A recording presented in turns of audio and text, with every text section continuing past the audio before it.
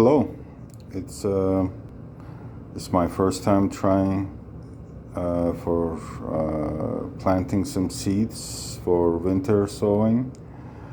Uh, as you can see, I have a metal shelf, and then I got some trays,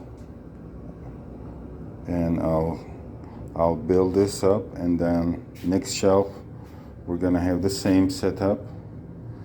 So I got these fluorescent light kits from Amazon, and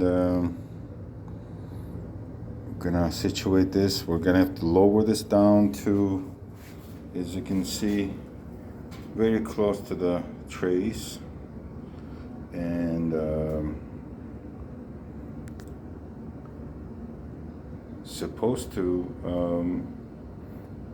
we're supposed to get some seedlings coming up. It should start sprouting shortly, probably in a week or two.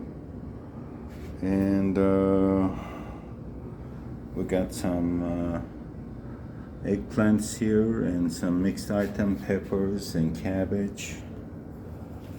We're trying to keep the temperature high as possible. This is in the basement, so it's at the moment it's set to 70 some, around 70.